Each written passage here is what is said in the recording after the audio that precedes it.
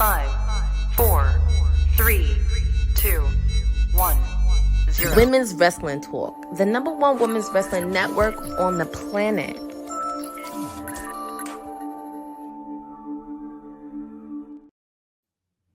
What up, y'all? TK Trinidad here, Councilman Farrow. I'm hearing like some stuff in the background. Seti said there as well. We're going to do a quick NXT recap. We just did a watch along live. So a lot of different things happening. So, Councilman, what did you think about this episode? Fantastic. Before it even started, I was seeing a great, fantastic card set up. I think it's just getting us geared up, even ready more for when they go to the CW in October. Like we talked about during the watch along, like NXT is no longer just this development program. Like this is sitting up there with Raw and SmackDown right now, and it is one of the places to be. And with everything that we've seen that happened tonight, it is just proving that, and what they have coming forward for October 1st lets you know NXT is where it's the place to be. It's the place to be. Seti said, what did you think of NXT overall today? Two things. The TNA partnership is strong. We're starting to see more of those TNA crossovers onto the WWE platform outside of the big names like Joe Hendry and Jordan Grace, kind of getting their shine, getting their platform. So I know there's bigger plans ahead for this partnership. And I can't help but think that one of those first two episodes in the CW, we're going to see the first domino to fall, meaning that a champion we'll get a crossover champion is what I'm trying to say. And I think it'll be a TNA wrestler becoming an NXT champion. I just don't know who. Okay. So let's head into our first match. We had the Street Profits versus Axiom. Actually, first, let's talk about the parking lot of NXT is just the place to be. And the funny thing I liked is that you had a whole bunch of like Jordan Grace, Julia, Trick Williams show up, pull up in their cars, walking on. What I really like is seeing Jada Parker in the background with the bat. Like, I didn't even notice. Like, it was great to see them, but you always see Jada Parker positioned somewhere with a bat, just looking out. And I mean, I love that. That was the notable for me, and I'm sure for a lot of folks. Anytime Jada's on TV, I'm happy. Anytime. He ain't got to be saying nothing, just standing there. Just yeah. Usually nicely dressed. Yes. Always. She's actually wearing that Serena Williams catsuit. You remember that from back in the day when Serena wore that black suit? If anybody gonna wear it and wear it well, it was Miss Parker. Miss Parker probably wore it better, if we're being honest. Wow. I mean, hey, first, one of the first of us, the mayor and I, agreeing. Mm-hmm. We had to take a vote. Mm-hmm. So let's get to that first match: Street Profits versus Axiom. What did you guys think of this match? I think it was a good pivot. We know that the Rascals were supposed to take them on. Again, not really sure why they weren't there. I think wasn't very clear, but I think it was a good pivot. Definitely made me believe in Axiom and Frazier a little bit more as a tag team instead of just seeing them as separate competitors as I keep seeing them. I'm now starting to see them as more of a tag team, especially taking on the Street Profits. I didn't see this match yet. I got into the stream late, but I did see some clips. It looks like they went toe-to-toe pretty well with the Street Profits. Obviously, a pretty legendary NXT tag team. I will have to agree with the councilman. The fact that they are starting to mesh like a real tag team, maybe even drawing some comparisons to how the Bar meshed so well with Cesaro and when Sheamus. So maybe there are no singles plans for those guys and that they're going to be an actual tag team going for it. I'm curious if they're the champions that you want to lead the brand forward on the CW, especially when you have so many people coming back down. I mean, I think I have to believe there's still plans for the Good Brothers at some point, because why would they still be running around NXT? So I'm interested in how they go from there. How do you transition them back to the chase? Because like the chase you stuff shouldn't have happened. like they're gonna chase the belts again because they were all both doing singles opportunities with the speed tournament.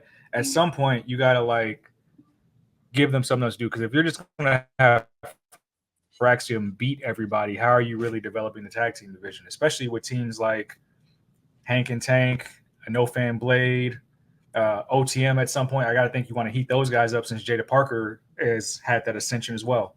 At some point, you got to balance it out. Right. Yeah. We did have a surprise appearance by, according to Councilman, I don't know if you called them that as well, said Timu Bloodline. So we had an appearance by them. What do you think up to? I think that the fact that Timu Bloodline did step in for this NXT, we're going to kind of see them spread throughout leading up to CW, meaning that we think the Bloodline is going to be prevalent through all the brands in some way, shape, or form. I think it just strengthens the rivalry between Street Profits on SmackDown. Mm-hmm. Because right now, like if you like out of all of them, that's the tag team that we want to see win these belts. Like no disrespect to DIY, Pretty Deadly is still being shown on screen, so I love to see them on there because I think they're a phenomenal tag team as well. But like Street Profits, it's been a minute since we've seen them hold gold. It's been a minute since we've seen them up. And I think with them coming to mess up their tag team shot, it's like, okay, we're going to get to see now a rivalry set between them. And then hopefully watch Street Profits come out on top. But I even said like earlier in the show, I also see a possibility of the Timu Bloodline challenging Fraxium and potentially taking their tag team titles. That's going to be a hot L for Fraxium. I'm not going to lie. There ain't no way.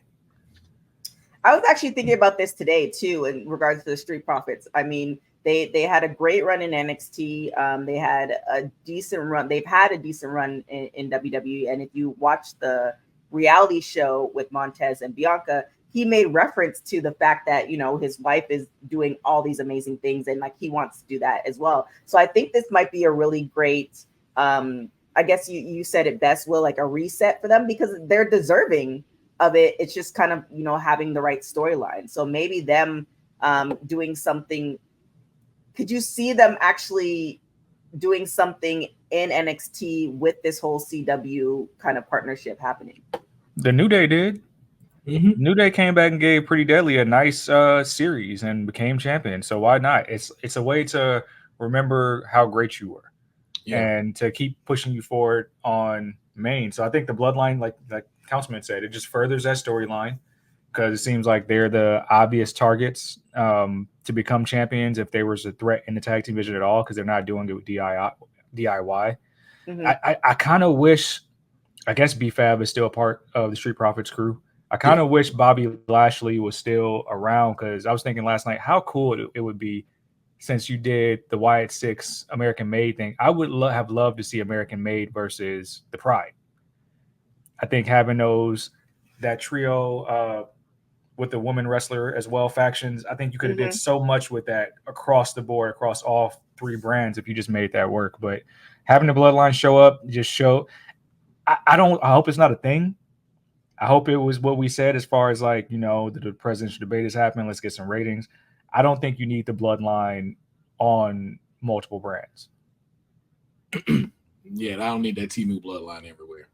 I don't need that everywhere. Like they go snatch Jay up real quick. I get it, but we don't need to like pollute NXT with that storyline because we know damn well Roman ain't showing up to NXT. Nah, that's a stand and deliver maybe. Like I could see something like that, but that's about the. If that happens, you know the ratings they hurting, and we know they're not hurting. We know they're not. Yeah. Then we had Chelsea Green and Julia. I think that was what came up next. The debut of Julia and NXT and Chelsea Green. Like I said on the stream, I'm gonna say it again. There should be almost like a wrestling Oscars across all brands, and Chelsea deserves an Oscar for like comedic relief because she's playing the hell out of that role. So what did you guys think of this match? And also too, Boso was on the chat with me before you guys came on. I thought this was going to be a really short match. This match lasted about 7 minutes because I thought it was just going to be a complete squash. And there was some good storytelling. You know, Chelsea had a little bit of a moment where you thought she was going to win, but I think we all knew that she wasn't. But it was a great, I felt it was a great match. What did you guys think? No, I liked it. I like it. To your point, like it's not a squash match to try to make Julia look like this strong, unbeatable person. It's to make her look like who she is. She is a fantastic competitor. She showed the reason why they signed her, but then also to Chelsea Green, it's like it didn't hurt Chelsea. Like it shows you because like Chelsea can go in the ring, like and Chelsea knows how to tell a story in there. So I think it was a great choice to where you don't have someone on your current NXT roster have to take a L to Julia on her first thing. So I think like Chelsea, like you said earlier in the watch along, TK, she knows her role. She knows what she's supposed to be doing, and she is playing it fantastic. But I was glad that, to your point, it wasn't a squash match. It was a good match to see and a good debut for Julia. Another match I got to go check out, but just hearing everything you guys say, I think it was probably a good debut for Julia. Interesting counterpart that they chose Chelsea Green, but clearly they chose somebody that was a vet, which you don't have many of them in NXT, and I think that's probably why they chose Chelsea. I think it'll be interesting to see what Chelsea does around the brand from there. She's had her bits knowing Aldis and knowing Pierce, so maybe she just hangs around Ava's office a lot for the foreseeable, and I think that'll actually help break up programming a lot in the women's division as well. I need her and Ariana Grace to pair up. Yes. Oh my gosh. I need more of that. I need more of that. And they're both Canadian. They're so good together. It's my so God. good. It was the matchup we didn't know we needed. Yes, this is very true. Ariana Grace is Canadian? Yeah. The mom is Canadian there. Not Santino. No, I think Santino's Canadian. Well, he's been living in Canada for a minute. All right. He's been living. He has a school in. Well, check out the interview. We actually interviewed her right before she signed to WWE. So yeah, she has a really great story, and her dad, I believe, had a school or has a school in. It might be Toronto, but I'm sure it's in Ontario. But yeah, her dad's Italian. There's a lot of Italians in Canada, so I don't know if he's first generation, but I'm pretty sure she's born in Canada. But she even dating what's his face in the D'Angelo family, right? Stacks, yeah. Oh yeah, they had a little thing on. I saw that on the gram. So next we had Javon Evans versus Charlie Dempsey for the Heritage Cup. What do you guys think of this one? I don't like this, man. I mean, maybe just me, because like I feel like Dempsey supposed to be that prototypical throwback brawler, and like I feel like we're just making him look weak. Like we're making him look weak by Tavion having to bail him out, and kudos that we get Tavion Heights back after his Japan tour. He did very well over there, so I think he's going to be probably the breakout star. But if your pops is William Regal, and William Regal was like, let's call him like mini dirtiest player in the game, let me see some of that. Like, let me see more of that. Let me see real graps, because like you don't need the dastardly cheat to win heel tactics, because Dempsey can actually go, and I wish they would allow him to do that, because it would be contrasting to all the other like high flying styles, flashy styles we see across NXT. Yeah, I think like how I spoke to TK about it, I think what's holding him back is the fact that they keep him in the Heritage Cup. Like you're now the big fish in a little pond, and it's no disrespect to the Heritage Cup, but it's like, yo, you've proven this thing. So it's like, yo, it's like when does this crew move on and go into the bigger picture? Like I would have loved to see like I would love to see Charlie Dempsey take on Pete Dunne. Like that would be a fantastic match. And then in a real one, not this whole like rounds for 2 minutes, stop, do this stuff. Like, let us really see like, yo, no quarter catch crew is a crew to not mess with. We are those guys. Even the woman that's in there. We are this group, and we're nothing to play with. And it's just like the more he has these matches, it's just like they're not bad, but they're not great. And it's just like that was good. No, that was good. No. That was a good match. Yeah, you had a very solid winning, and it's just like, but I just can't take you seriously. And that's sad because of like to the mayor's point, how the legacy you come from and the fact that you are keeping up with that, like you are a beast in the ring. And so I just but Javon Evans just I don't know how you lose and still look good. Like he's somehow mastered that. Like you can lose and your stock still rise up. And that boy is just incredible in the air. It's almost like there is like everybody behind they be talking about like other folks defying gravity. That dude don't have no gravity when he in the air. The way he switches, just like it's nothing. It's incredible to see. I need Dempsey to choke out Oba in the parking lot by the end of the year. Just random violence. Choke that man out at the end of an NXT episode, and you will make me a believer again.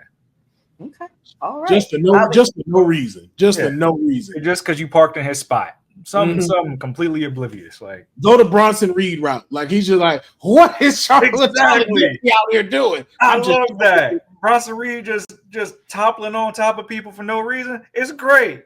It works.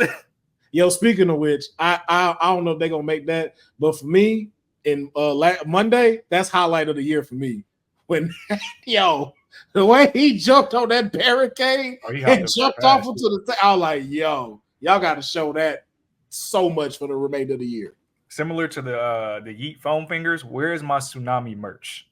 I would buy a Tsunami shirt today. Yes. We also saw at the end of that match, Tavion Heights came in. I guess we were assuming that he was in Japan. Came back. No, he was in Japan. He was with Pro Wrestling Noah for like a few weeks actually. So he's back. So what do you think? What do you think is next for him? Especially with, I mean, we have 3 weeks before October 1st. Especially with this thing, I feel like October 1st, we're gonna see. They already announced, the Miz is gonna be on. We have Jade and Bianca coming on. I think that episode is gonna be crazy. But WWE, they don't just leave it on one episode. They already have a whole storyline going on. So what do you think is gonna happen with Tavion from here on out? We ain't got nothing for you, big dog. My man, you gotta get in line. Like I like Tavion. That was actually interesting because he's kind of like the golden boy of the faction, but that was like a very heel thing for him to do. So I think you'll see a very slow burn of character development for him, but nothing that's like gonna be featured on the first couple weeks of the CW, at least in my opinion. Nah, not at all. I don't think he's done anything yet to warrant for us to be on those two shows like that we immediately go to St. Louis. Like that card is going to be so full that it's like you might get a backstage appearance with the No Quarter Catch crew, but I don't even see the Heritage Cup being brought into play in these next two episodes when we hit the CW. Okay. We have Obafemi versus Hammerstone from TNA. What did you think of this match? Hammer. I'm telling you, he need to change that shit and come out dancing. Oh my goodness. With the MC Hammer pants. Sed's not buying. He did. Oh no, go ahead, Cedric. No, I was just saying, this was a match I didn't get to see it in full. I like that it was Hammerstone, but I know on the stream we were talking about like who is the hitman for Oba. So, and I hate that we're diving into this like D'Angelo family. They got this untapped amount of money and all this type of stuff. I'm like Kevin. I want realism in my wrestling. No, that was the envelope that he handed was really light. Like that was light work. If it was the Manila envelope and it was this thick, that's when we know the family winning. That was the hey, go take out a kneecap. That's a cool 5,000 at least. Mm-hmm. I think that's the bigger storyline. I like that TNA got their shine on NXT. It was somebody other than their prototypical champions or Joe Hendry. Mm-hmm. But now we got to wonder, like, okay, Tony D'Angelo is out for Obafemi, and for the life of me, I can't buy Tony D beating Oba, being the one to dethrone him. I can't see it. I feel like they want to do that, but that's gonna leave a sour taste in a lot of people's mouth. I mean, but you know why that might happen? Because Mick Foley Jr. beat Gunther. and they let that happen. That's not the same. That's not the same. Yeah, it's worse. It's not the same. Sammy has a long lineage of like great matches dating back to like PWG and the Indies. That's Gunther though. That is Gunther. And the way they let that man beat him at the show of shows. Nah. He's the ultimate underdog. Like you are anybody, but I get it. You are as relevant. But even to Obafemi's thing, there's no one that you can see on this roster that can legitimately beat him. So you have to have it to where it's like someone you wouldn't expect, and it's like, really? Like any of them are going to leave a sour taste in your mouth.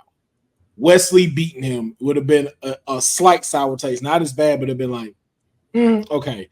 Anybody that they're gonna bring that takes the belt off him, you're gonna be like, I'm just saying, like for Tony D, because they're both are technically heels, if we're being honest. If you really want to do like some David versus Goliath type stuff, it has to go to somebody like Javon Evans, whose stock is continually rising. I don't know how you do it in the ring, but if you're going to do it, put it on somebody that you have ascension with as a babyface. Yeah, but even to that point though, still I agree with you on that. Not the Tony thing. What I do like to see though is that they're allowing Tony to dive more into this mobster type style, and I think for me, that's the thing that I felt was missing with him. Like when he's showing up in tracksuits, I'm just like, you are not the boss. You are not the boss. Does not wear tracksuits. You are a low-level soldier, and these are your goons. But now wait. We gotta go to this punk ass restaurant, see him throw people. We gotta see him commit murder, and he don't get arrested. He don't get no ticket, no citation, nothing. You said the boss doesn't wear tracksuits? Not everywhere. Oh, tracksuits and wife beaters. He don't. Yeah, you don't. He gotta be out here in the suits. You don't show up to the meeting when you like meet me in my restaurant. You in a tracksuit? No, bro. I have to disagree on that because if you watched, oh my gosh, there's the boss supposed to be dressed and comfortable.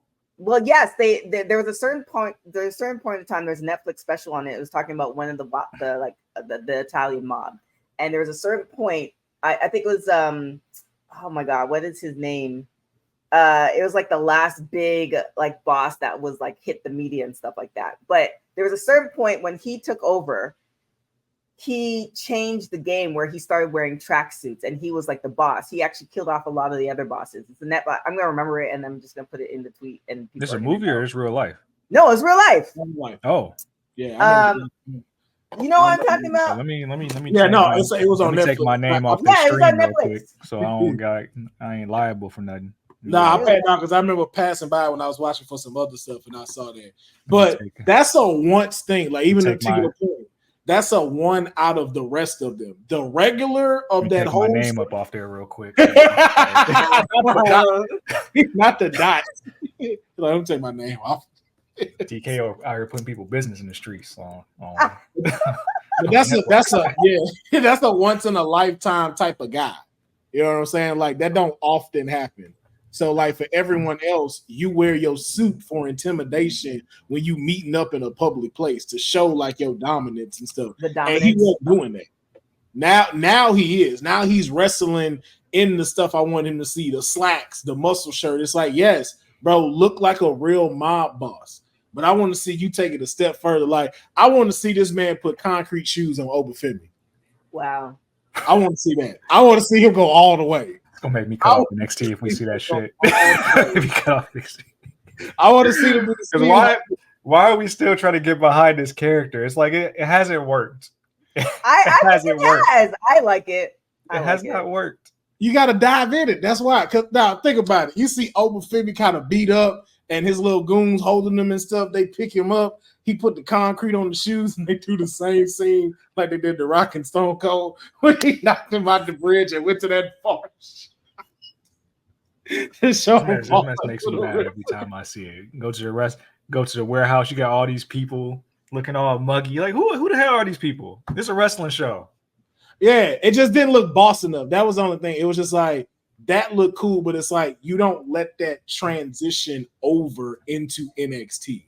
Like you don't make me fear you as a boss. And so it's like that's his problem. It's like, yo, if you really make it look like, nah, bro, we run NXT. Like I make this short, or even to the point where other wrestlers go to hire him. Like, yo, I need your That's help. happened. That's Like, happened. yeah, but Charlie it's Dempsey just did that. and it just didn't hit as hard. Mm-hmm. Like it's like, yo, we're gonna take this out for you, and then let it really run. Like, yo, this wrestler ain't gonna be here for like 4 weeks. Like, we're gonna not have you on TV or seen for 4 weeks. Like, yo, what happened to this dude for real? This makes so much sense, and I'm gonna be the first to tell you, I don't want it to get TV time. I don't want it. Just repackage them. I don't want it. I'm done with it.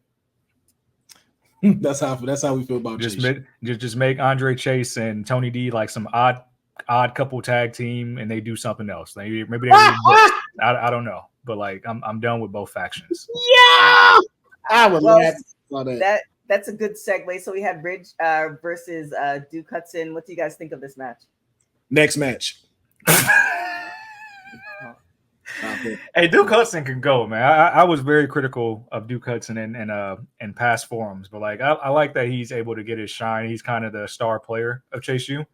I just don't know what we're doing with Ridge and what the end game is, but apparently it's probably going to lead to the next PLE, and it's probably going to lead to Andre Chase versus Ridge Holland. I just don't know what the stip will be. I think it would be a cool stip is that if we can do this, Hickenbottom, if you hear me, if Ridge wins, like Chase U is no more, or he has to step down as the leader of Chase U, something like that. Get me invested in it. We need a quad brawl. That's what we need from him. A quad brawl. That'd be nice. Yeah, in a university and them two fighting at it. That'd be a nice little switch up. That'd be dope if they did that, because that made me think of Stadium Stampede. Like, you just go find some campus that you can rent out for a little bit, and that's what they fight. That'd be dope. That'd be a dope cinematic. Yep. That'd be a great way to end it, and then it's like you can rebuild from there and as to where you go. All right. That's interesting. That's up for the taking, Hickenbottom. Next up, we have Jordan Grace. She had the open challenge, and we had my Oregon alum, Sol Ruka, come and challenge her. What do you guys think of this match? I liked it. I wish it would have ended. God, I wish it would have went. It would have. That was a good match starting. But I get it as far as like storylines going with like Rosemary and Wendy Chu and everything like that, and then Jordan Grace. I get it, but I really wanted to see like what the outcome was going to be between them two. Maybe that's the setup. Said? No, yeah, and that's exactly what I'm thinking. That's like, I like that Sol Ruka is such an important part of the women's division that we really rarely see her lose clean. Mm-hmm. That lets me know that there's like big plans for her, and everybody gets excited when they see Sol because she does all these cool things in the ring. So I know there's plans for her to be a champion at some point, and I don't know if it's going to be this year, but 100% 2025. Oh yeah. I mean, I think you guys mentioned it before. You both said it on different occasions pertaining to different wrestlers. I think with Sol, it's a slow burn. I think we have it's kind of like when we had the 4 horsewomen come up, we had a certain group of people that you knew that they were, and we talked about this too, Will, as well, as far as they're going to be moving on soon as far as either storylines or moving to the main roster. And then we have another crop of women that are, in particular the women, because it's women's wrestling talk, that are going to be coming in behind, because you can't leave. Everybody can't leave. So I think Sol's going to be like that next wave of wrestlers. She's in that group. Whereas Roxanne could very much see that, she's been in the game, because before both you guys came on, another interview you guys should check out, old school interview. We had Roxanne before she even signed to WWE and ROH, before all of that. So if you see her character from then, and even when she signed on to NXT to where she is now, the development of it is crazy. So you could see like she's kind of on her way to whatever's next for her, whereas Sol Ruka and other folks is like that next wave coming up. So I definitely give me a thought. Can you imagine if Tony D just made the jump and became like a multi-time champion on main roster? Boy, I would set all my wrestling memorabilia on fire. All of it. Yeah. You say that. Just became like a 12-time world champion, something like that. As you say, I can see him doing that with the U.S. title. I can see that happen. Yeah, I can see that happening.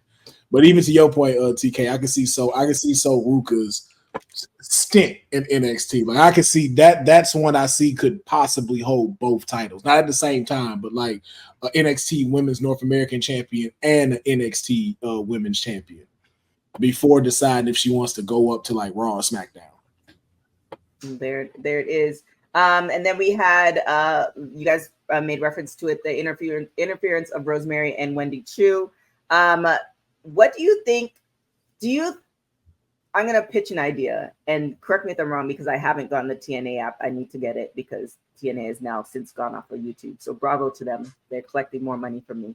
But what do you think that Rosemary and Wendy can make almost like how they can make a debut on both TNA and on NXT for a long period of time, given their partnership? You know what I'm saying? Given Define TNA a long period of time. I mean, they have a storyline on both platforms. Do you think Like that's 6 months? possible? I mean, because it's NXT. Yeah, 6 months, 3 months. I can see that. There has to be a payoff, obviously. Like what payoff could be like what the Knockouts Tag Team Championships? The Something like that? Knockouts Tag Team Championships. Rosemary, if you guys are familiar with TNA, she's had the multiverse. So there's so many ways you can kind of spin this, meaning that they had the multiverse on YouTube where they did a whole bunch of crazy stuff. It was on YouTube, it was also on TNA.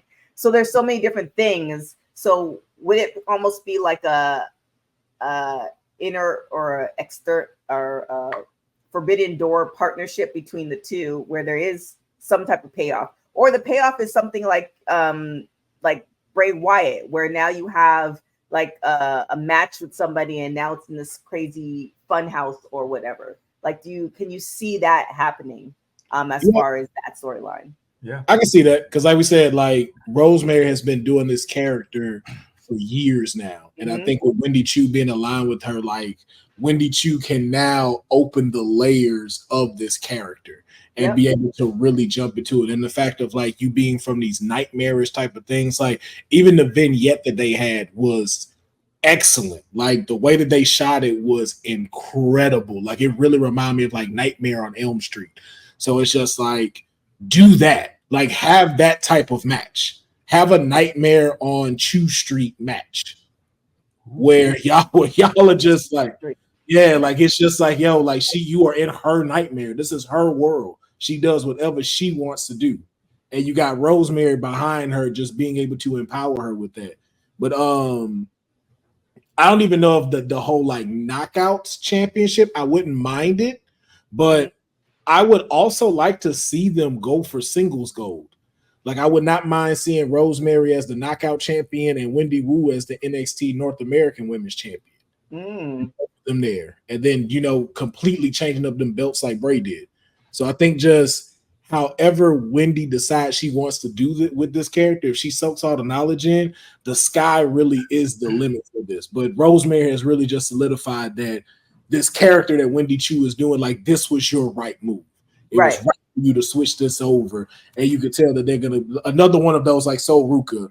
It's a stint that's going to have to happen between NXT and TNA for a little bit, but I think she's going to do well. So we had, I don't know. Well, I guess we can talk about both. We had a vignette with Lara Valkyria and Tatum Paxley. What do you think is going to happen with this? Because I think we touched a little bit on as far as Tatum's character. So what do you think is going to, I don't know. What do you guys think? Great. Should she change it up? Because I feel like there's gonna be some changes happening with CW. No, that character is perfectly fine, and now we get to see more of it with a former NXT World Women's Champion, and it's really just a simple yin and yang. It's like she goes off the deep end with the crazy stuff, and she can really go and compete. And Lyra's like, "Hey, reel it in a little bit. Like, you're my best friend, yada yada, but let's reel it in. Let's compete."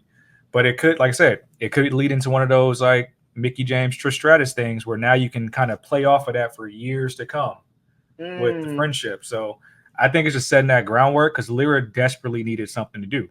Being Queen of the Ring runner-up, there was like nothing left for her to do.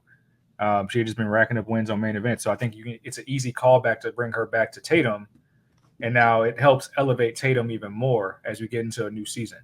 Yeah. And it gets who are they fighting next week? Are they fighting Chu and Rosemary? I think so, right? It's a tag team match. I think it's Chu and Rosemary. That would make sense. I ain't gonna lie. I see Tatum turning on Valkyria because Really? I think those three in a faction, that would be insane to have Tatum, Rosemary, and Wendy. That's a good triple faction right there. That would be That's good. something I wouldn't even mind seeing the mega powers and Naomi going up against. That would be even with the big three, they really just need to do more of the Unholy Union and Blair. I don't know why we didn't do that more times. Yeah, I don't know why that stopped. Why she wasn't traveling with them when they went to like Raw and NXT. Like I thought that would have been so perfect. Yeah. But I see them turning because I kind of see this like as a one-off with her and Valkyria. Like you said, it's just to give Valkyria something to be able to do until they kind of like figure out what's next for everybody. Because right now the women's world heavyweight championship is tied up right now. So it's like not everybody's getting a chance to shine, but we don't want her to fall to the wayside. We need people to start knowing who she is. So I kind of see this as a one-off and Tatum kind of turning on her and getting down with the rest of the weirdos. Okay. So we had then we saw Julia talking to Ava. Roxanne came. Julia pretty much said that Roxanne is scared of her. This is obviously leading up to a big match. What do you think Roxanne is gonna drop when her and Julia get together? So you know what? In the midst of all this drama, this is where I'm actually going to become a short-term stay Pereziak because I have an enemy in the chat here. So I hope that they have a nice series, but I hope on that first episode of CW, Roxanne sends Julie to the upper room. Like, hey, this is America. We do this way. Right here, This is America.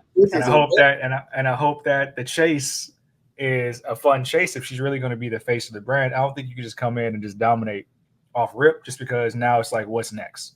Mm-hmm. But I think if we see you more, even if Roxanne doesn't win clean, she still needs to win to make it seem like it's a rivalry, to make Julia's chase feel more important. Yeah.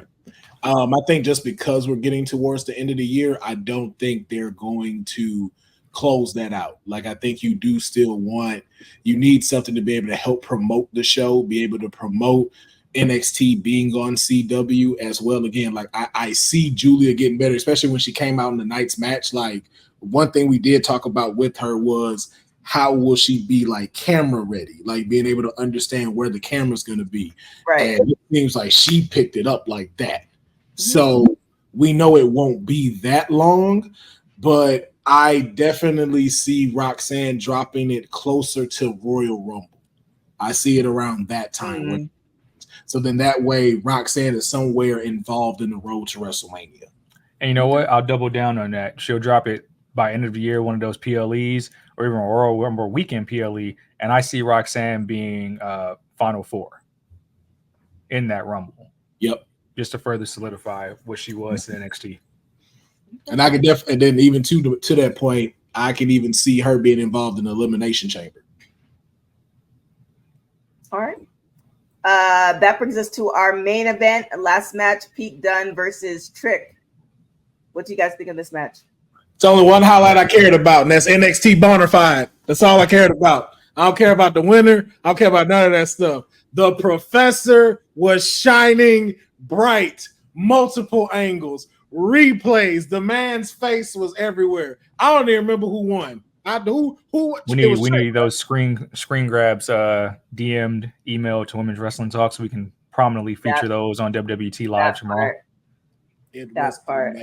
It was amazing. That made the whole match for me. Professor in the moment too, with the genuine shock, like right there by them falling through the table. Like we saw the character work there, the genuine mouth open. And kept the work going too. After they went over and Ethan Page came out, he fully worked it.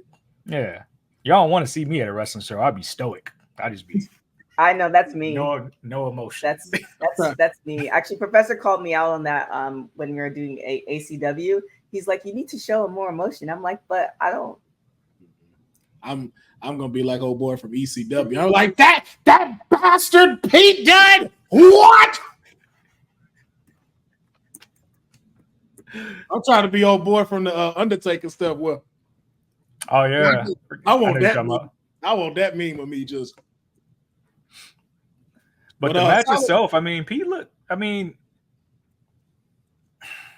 I don't know if this is their vision for Trick, or if it's just a Pete Dunne thing. But Pete Dunne was watching him like I'd say a good 80% of the match, literally. Mm-hmm.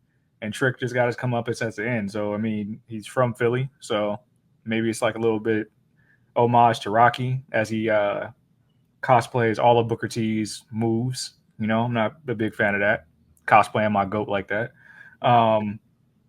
But I'm more interested in what that means for the rivalry, because I think we knew we were going to come here when Ethan Page kind of like won by shock value, won the title.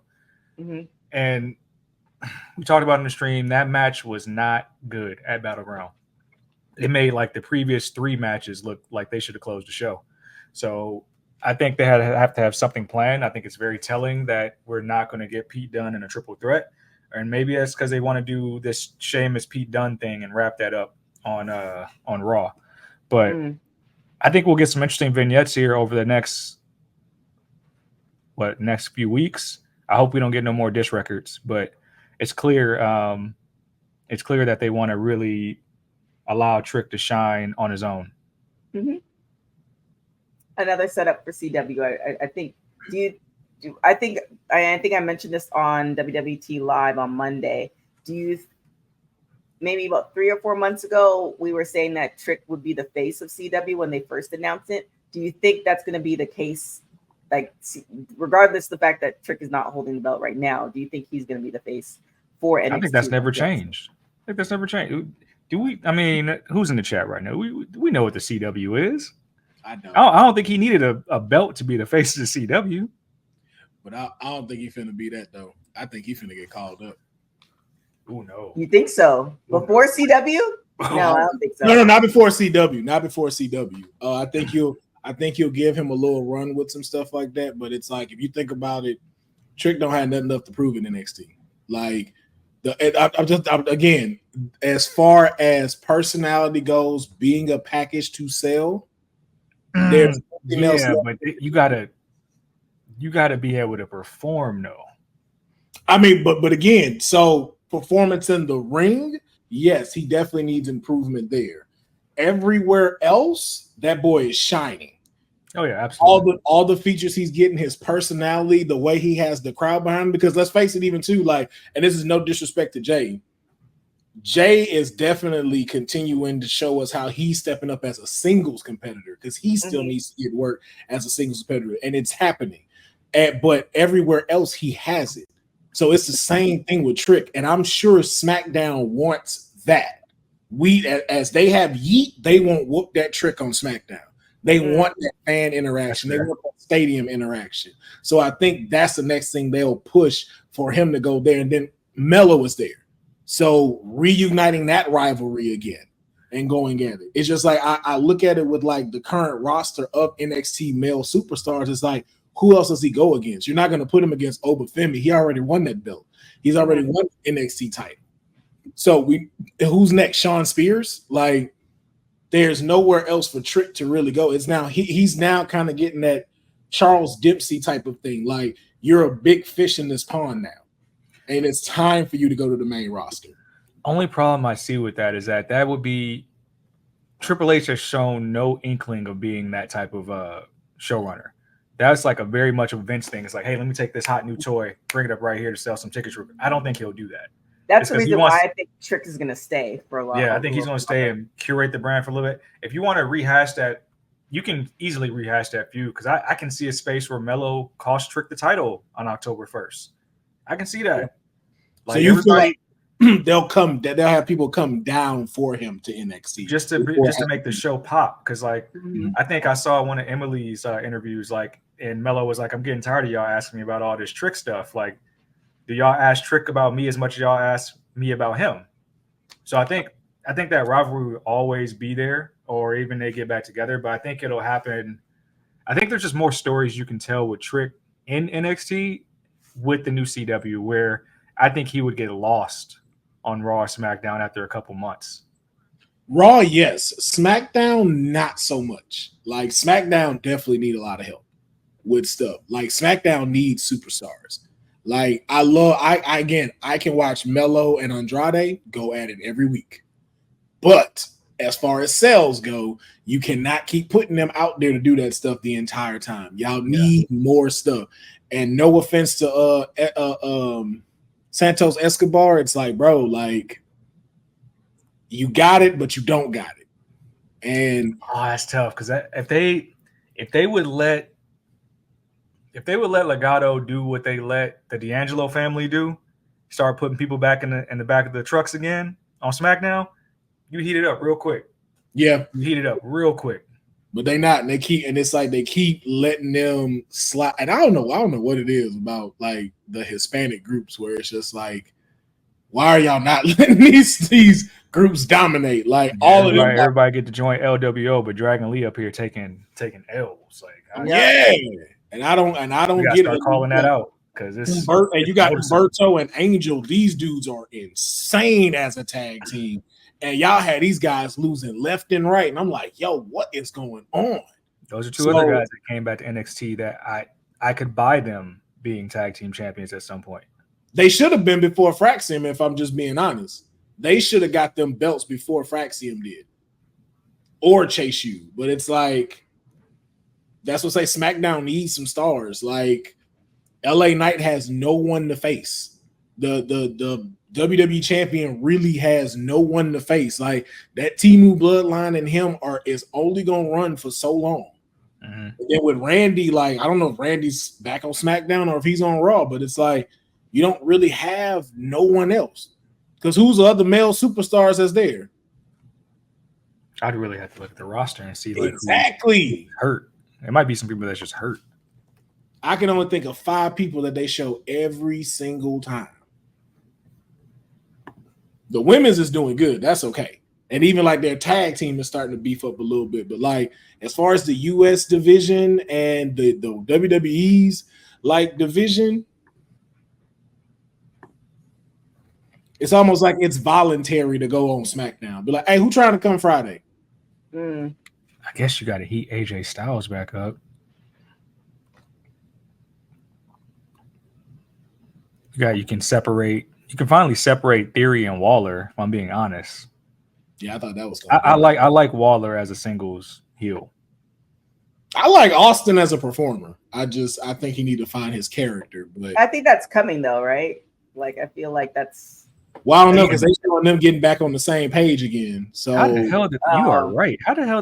Why is this roster so thin? You are right. Ain't nobody on this page. Nobody on SmackDown.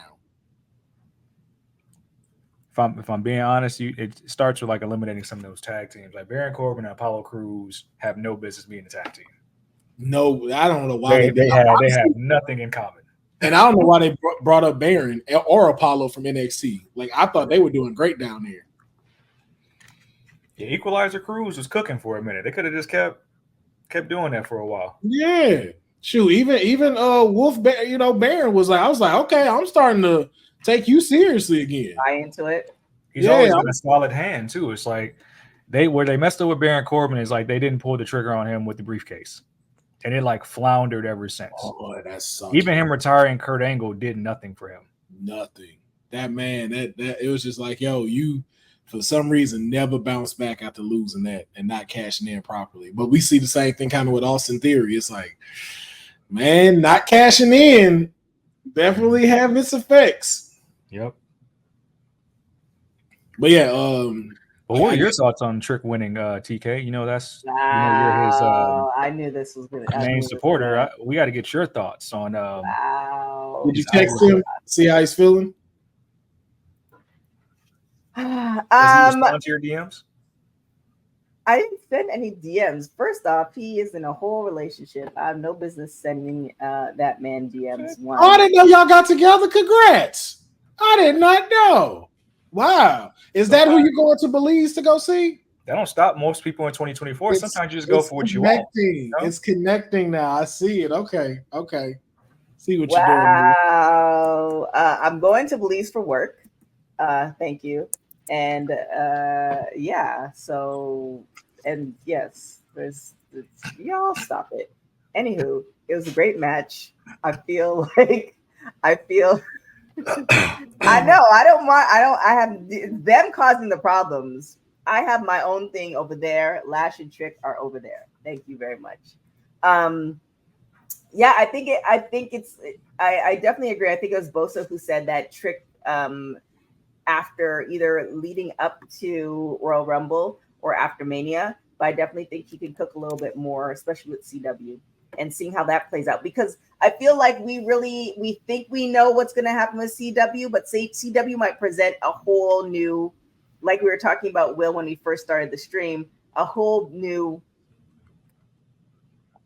third brand. Like NXT has been a third brand, but I think in everybody's mind it's like, okay, it's a third brand, but it's still where the newbies come and they, you know, test it out and then they kind of move on. But I think we're really going to see what's going to happen with how everything plays out with the CW and how they position those stories, and then also that partnership with TNA, because like you guys were referencing, TNA might become more of the developmental, which I hope doesn't happen. But I feel like NXT is kind of almost at that level where you can't just be new and come on to NXT. Like you have to have a character, you have to know how to wrestle, you have to, like, there's not going to be any testing there. So I think Trick can cook there for a little bit, and I think this win was good to end off. And I think the next 2 weeks are going to be a whole situation. Which is a good time to post to the chat. I think we should all, as a community here, crowdsource a Trick Williams shirt for TK. Make sure it's signed and make sure it was worn by Trick Williams. I think the worn part is important. So if we can start messaging Trick to make that happen, let him know it's a Make-A-Wish, and we need the get that to work. Trick. Whoop me Trick shirt. That's what we need for TK. That's Whoop me Trick. Yeah, that's what we're gonna get for TK to wear. Whoop me Trick. That's the hashtag now. Whoop me Trick. On that note, where can everybody find y'all? You can find me tomorrow live for TCW Trail Championship Wrestling at 5:00, and as well here on WWT tomorrow, talking about Raw and all the other wrestling news. And yeah, you know, hopefully can keep going with these watch-alongs with TK, Mayor popping in. Hopefully Honey jumps on and keeping this thing growing with WWT. Where can everybody find you, Steady said? We was talking about Italian mobs earlier, so I don't know if you can find me, but my name is Leonard, and I live in Wisconsin. So that's all you need to know about me. They call me the EST of WWT and the mayor of Vice City, but I don't know if you need to be finding me if you want to go back and watch this tape. But usually I'm here on screen from a location that will not be disclosed. So, yeah. Wow. All right. I can't with y'all. So thank you guys so much for joining us. My name is TK Trinidad. You can follow me everywhere at TK Trinidad. Yeah, we're gonna be doing these. We have a live stream for NXT every Tuesdays. We also have a live stream for AEW Dynamite happening tomorrow, and our live stream for SmackDown happening, and a WoW live stream happening as well. So all those live streams you can definitely check out. So stay tuned. WWT Live is happening tomorrow, Wednesday, and also we had one of our original programmings, Deep Dive with Candace, that happened today, where she took a look at NWA. So you definitely want to check out that. So she really goes into a deep dive as far as different topics in wrestling. So if you want to kind of get a little bit more in the nitty gritty of things, you definitely want to check out that show. And that's on all our platforms as well. You can follow Women's Wrestling Talk on everything at WW Talk Pod. Thank you guys so much for joining us. Women's Wrestling Talk, the #1 women's wrestling show on the planet. Ciao, y'all. Thanks for joining WWT. Don't forget to like us on all social media platforms at WW Talk Pod. Like and subscribe on all video and audio platforms like yesterday, my G. And check out our website at www.talkpod.com. Thanks for watching Women's Wrestling.